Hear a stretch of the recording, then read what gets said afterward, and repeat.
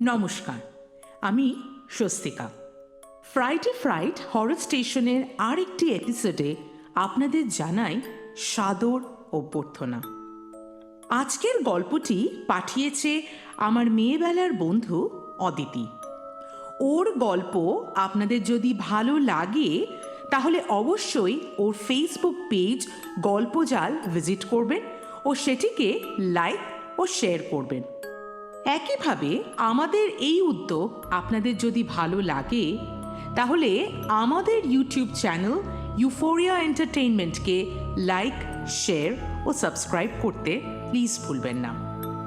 পাশের বেল আইকনটি কিন্তু অবশ্যই প্রেস করে দেবেন, তাতে যখনই একটি নতুন এপিসোড আমাদের চ্যানেলে আসবে তখনই তার নোটিফিকেশন আপনাদের কাছে পৌঁছে যাবে। শুরু করা যাক আজকের গল্প, রক্ত চোষা। অনেক দিন পর আজ ছাদে উঠলাম।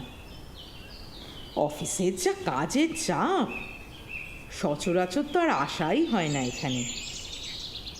আকাশে তখন পড়ন্ত বিকেলের মিঠে আলো। আকাশের দিকে মুগ্ধ চোখে তাকিয়ে আছি। ঝাঁকে ঝাঁকে পাখি যে যার নীড়ে প্রত্যাবর্তন করছে। হঠাৎ দেখি প্রকাণ্ড আকারের কি যেন একটা আকাশে উড়ে বেড়াচ্ছে। কি ওটা? একটা নয়, ঝাঁকে ঝাঁকে কতগুলো বাদুড় উড়ে বেড়াচ্ছে আকাশে। সে কি বাদুড়? এই কলকাতা শহরেই তো আমার জন্ম, কর্ম, বেড়ে ওঠা। এসব জিনিস তো গ্রামে গঞ্জে মফস্বলে চোখে পড়ে। কলকাতা শহরে তো এসব জিনিস কোনো দিনে দুপুরে চোখে পড়েনি। অবাক হয়ে দেখে ভাবছি, সহসা ঘাড়ের কাছে কি একটা জ্বালা অনুভব করলাম। উফ, চলে যাচ্ছে। একটা বাদুড় কখন যে নিঃশব্দে আমার পাশ দিয়ে উড়ে পাশে অন্ধকারে মিলিয়ে যাচ্ছে টেরও পেলাম না।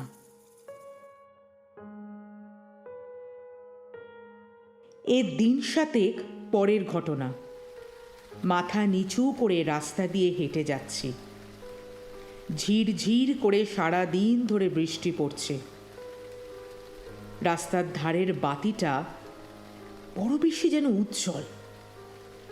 মাথার টুপিটা একটু টেনে নিলাম, চোখটা জ্বলছে। ওহ, কি রে, ফোন ধরিস না কেন আজকাল? কে? ও, জয়ী। জয়ীর গলা টের পেয়ে মুখ তুলে তাকালাম। এই একটু কাজে ছিলাম রে। কি যে বলিস, তোর অফিসে ফোন করলাম, সেখানেও নাকি তাই তুই অনেক দিন যাসনি। কি হয়েছে বলবি? আমি এখন আসি জয়ী, পরে কথা হবে। না না, ওসব বললে তো চলবে না। চল, আজকে তোর বাড়ি যাব, ছাড়বই না তোকে। চল চল চল। নাছোড়বান্ধা জয়ীকে কিছুতেই কাটানো গেল না। ছোটবেলার বন্ধু, কত করে বোঝানোর চেষ্টা করলাম, কিছুই শুনল না। এদিকে আবার মুষলধারায় বৃষ্টি আরম্ভ হলো।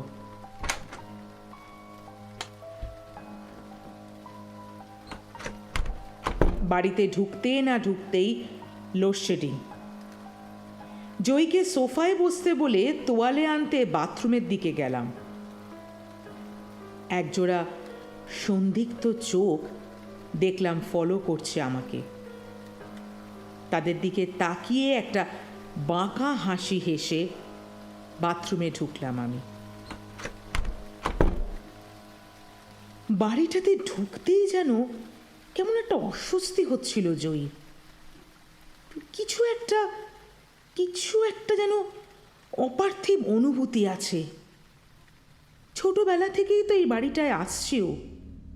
কই, আগে তো এরম কোনোদিন মনে হয়নি। হঠাৎ আধো অন্ধকারে পাশের ঘরের আধখোলা পাল্লাটার দিকে চোখ গেল ওর। কিছু কি একটা আছে ও ঘরে। মোমবাতিটা হাতে নিয়ে পায়ে পায়ে এগিয়ে গেল দরজার দিকে।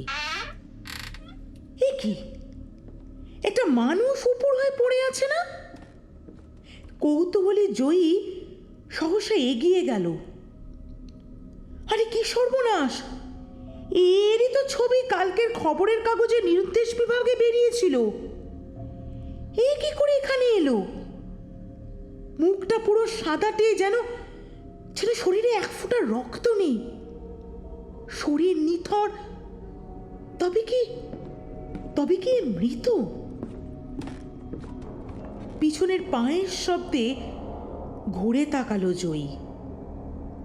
তার এতদিনের চেনা বন্ধুকে এই প্রথম যেন বড্ড অচেনা, বড্ড অজানা লাগলো তার। শরীর দিয়ে সহসা যেন একটা শিহরণ খেলে গেল। অনেক কষ্টে বলল, এসব কি? আমি কিন্তু তোকে আসতে বারণ করেছিলাম জয়ী। জয়ী কিছু বোঝার আগেই সর্পিল গতিতে একটা সূচলো কিছু স্পর্শ করলো তার ঘাড়। কাঁটা ঘড়ির মতো নিস্তেজ হয়ে পড়ার আগের মুহূর্তে সে দেখল দেওয়ালে একটা বিশালাকৃতি বাদুড়ের ছায়া।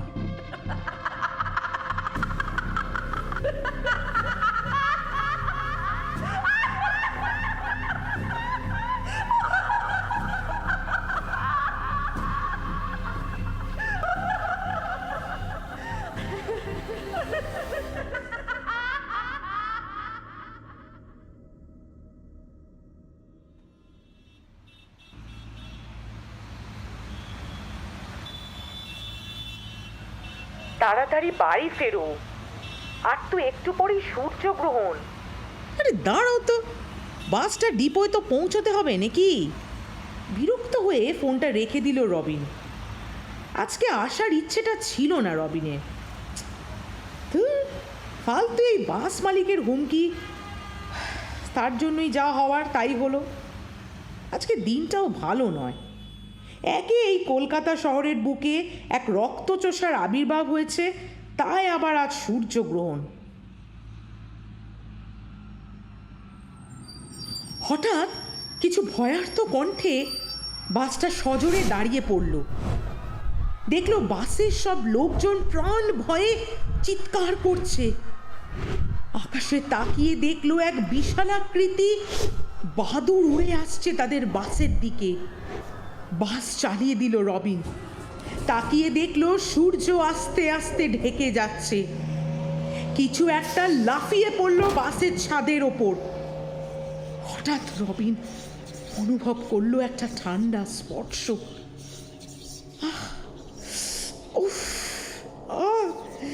চলে যাচ্ছে। সাথে সাথেই ঘাড়ে সূচলো কিছু ফোটার তীব্র যন্ত্রণা। এর 1 মাস পরের ঘটনা। আজ রাতে আবার বেরিয়েছি। দিনে তো আর বেরোতে পারি না আজকাল। মানুষ দেখলে তার রন্ধ্রে চলা রক্তের গন্ধ পায়।